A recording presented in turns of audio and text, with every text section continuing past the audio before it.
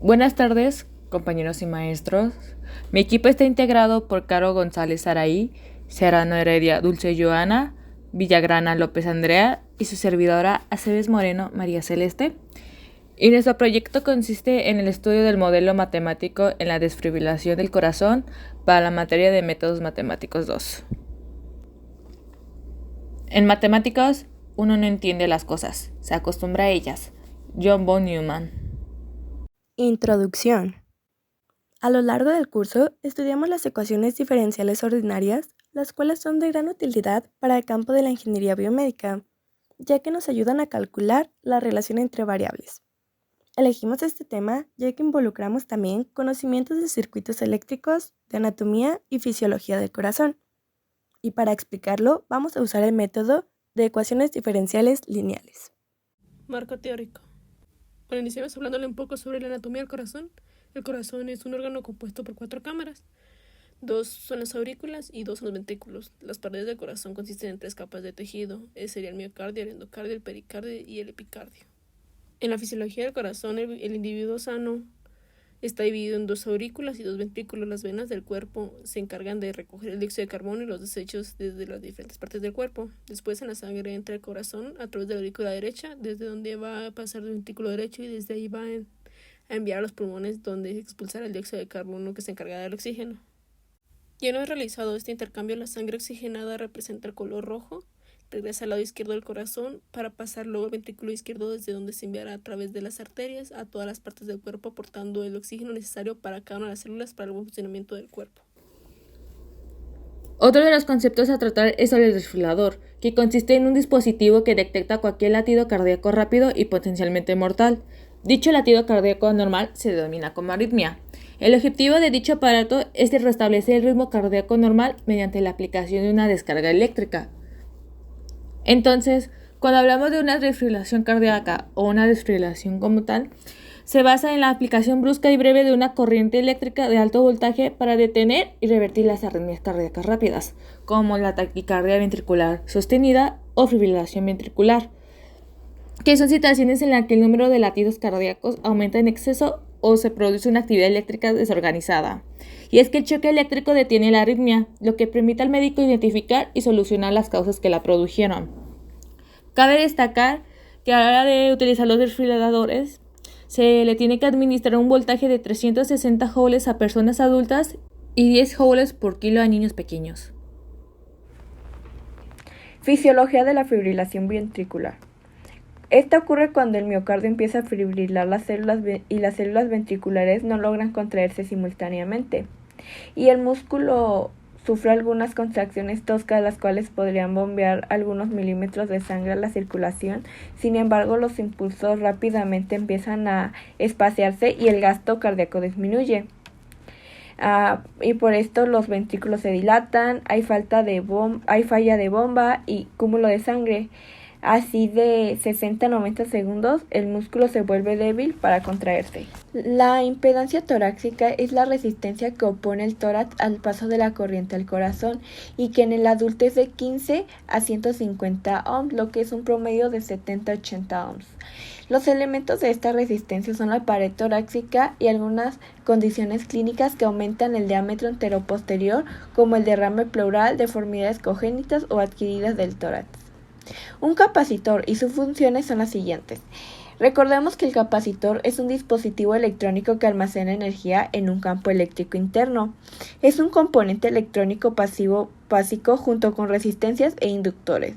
Y todos los capacitores consisten en la misma estructura básica, 2 placas conductoras separadas por un aislante llamado dielectro y puede ser polarizado con la aplicación de un campo eléctrico. Las ecuaciones diferenciales ordinarias de primer orden. El procedimiento que vamos a llevar a cabo es el siguiente, en donde tenemos nuestra ecuación y la vamos a acomodar en la forma estándar de una ecuación diferencial ordinaria de primer orden, en donde la derivada de y respecto a x más p de x que multiplica a y es igual a q de x. En dicha ecuación vamos a ubicar p de x y q de x. Después de esto, calculamos el factor integrante phi, que es igual a Euler elevado a la integral de p de x diferencial de x.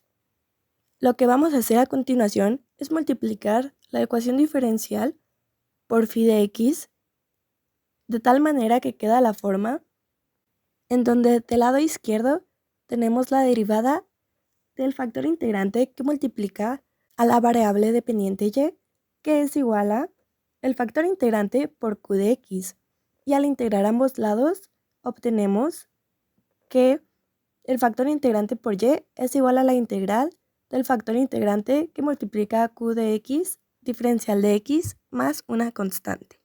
Para la aplicación, observamos el circuito del aparato, el cual consta de una fuente de voltaje que va a variar dependiendo si se usa en una persona adulta, un niño y de su peso, además de un interruptor para cargar y descargar nuestro desfibrilador, junto con un capacitor que almacena el voltaje que se le va a suministrar al tórax del paciente, el cual actúa como resistencia al paso de energía de nuestro circuito.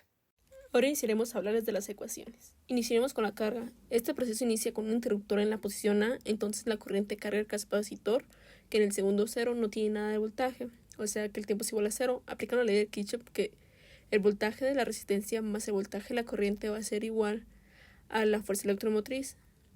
El voltaje de la resistencia va a ser igual a la resistencia por la corriente más el voltaje de la corriente, y esto va a ser igual a la fuerza electromotriz. Y tenemos que la corriente es igual a la corriente de la resistencia más la corriente del capacitor. Esto va a ser igual a la corriente por la derivada del voltaje respecto al tiempo. Sustituyendo la corriente de la ecuación, quedaría que la resistencia por la derivada del voltaje respecto al tiempo más el voltaje del capacitor es igual a la fuerza electromotriz. Y después multiplicaremos la ecuación por el recíproco y quedaría que la derivada del voltaje respecto al tiempo es más el recíproco del voltaje del capacitor es igual a la fuerza electromotriz por el recíproco, donde Px es igual a 1 entre el Rc y Qx es igual a la fuerza electromotriz sobre Rc. Rc es resistencia por capacitor.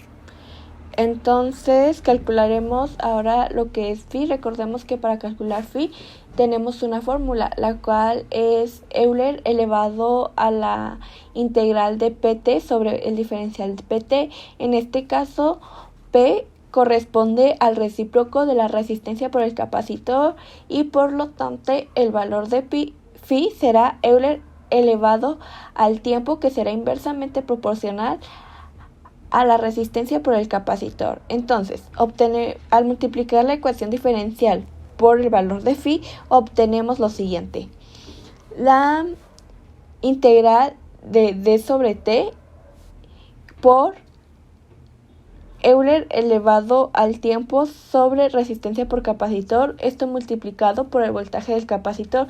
Del otro lado de la ecuación obtendríamos como resultado Euler es a la raíz integral de Euler elevado al tiempo, que será inversamente proporcional a la resistencia por el capacitor, por la fuerza electromotriz, que será inversamente proporcional a la resistencia por el capacitor por el diferencial de T.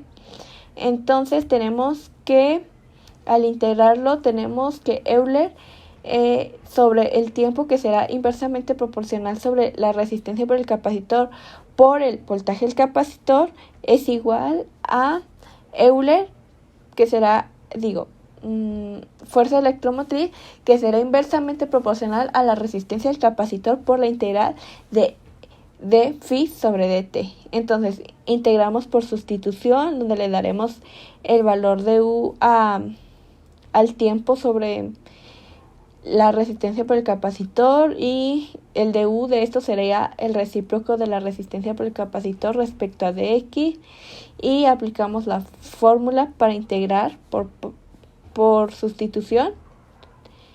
Sustituimos en la integral y obtenemos que Euler elevado al tiempo, que será inversamente proporcional a la resistencia por el capacitor, esto multiplicado por el voltaje del capacitor, será igual a la fuerza electromotriz por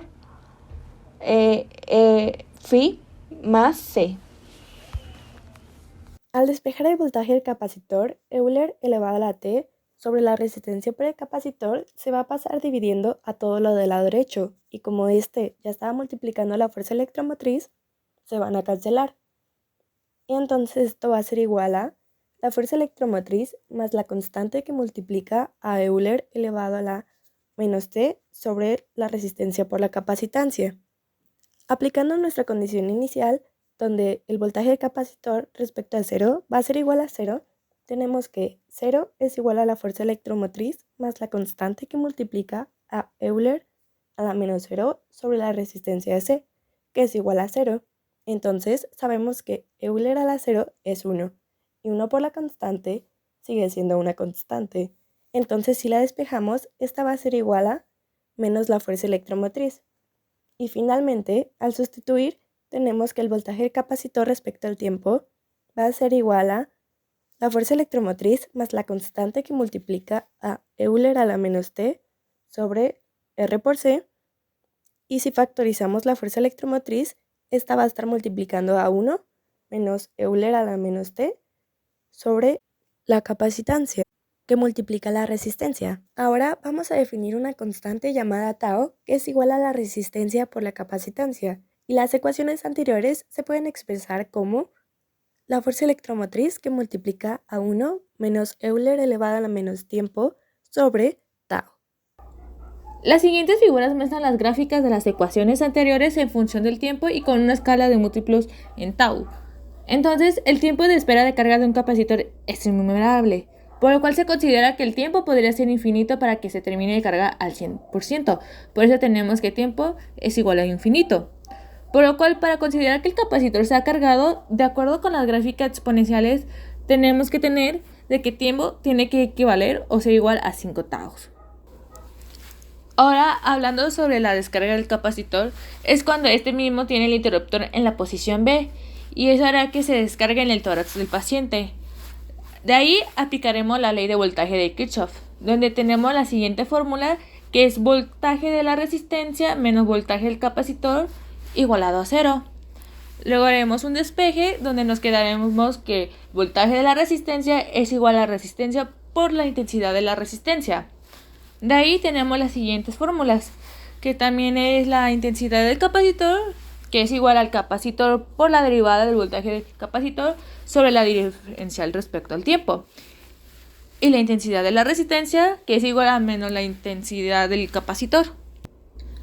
Al sustituir las expresiones en la primera ecuación se obtiene que la resistencia por el capacitor multiplicado por la derivada del voltaje del capacitor sobre diferencial respecto al tiempo más el voltaje del capacitor es igual a 0.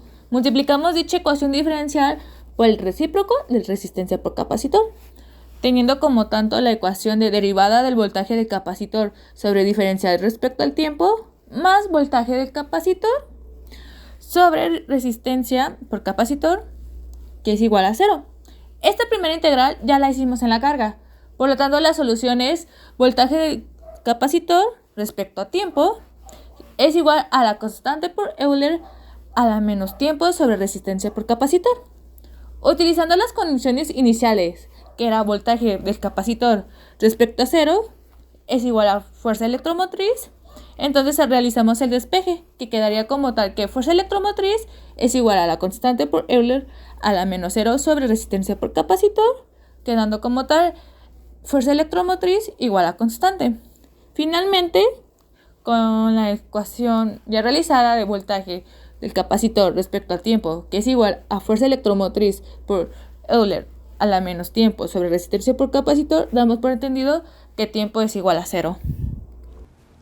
En las siguientes figuras podremos ver cómo se comporta el capacitor, el voltaje del capacitor respecto al tiempo, y podemos observar que como a 0.5 taos el capacitor está casi cargado en su totalidad y a 6 taos está descargado casi al 100%, y vemos cómo va decreciendo la función exponencial, que es lo que representa la gráfica.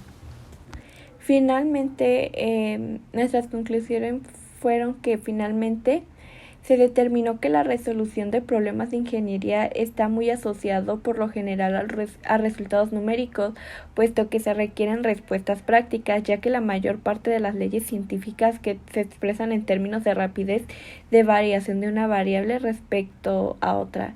En este caso comprendimos cómo es el comportamiento de un capacitor en un desfibrilador cardíaco. Al momento de almacenar energía en la ecuación exponencial obtuvimos como una resultante que esta explica el proceso del almacenamiento de energía, y de esta forma pudimos comprender la ecuación diferencial que nos ayuda a explicar este fenómeno, en este caso en este dispositivo médico, ¿verdad? Y nos ayuda a ver la subida y bajada de voltaje que recibirá un paciente al momento de tratar con este tipo de aparatos médicos, para que no pongan en peligro a la persona en quien se está usando el desfibrilador cardíaco, ni quien esté ayudándolo a usar.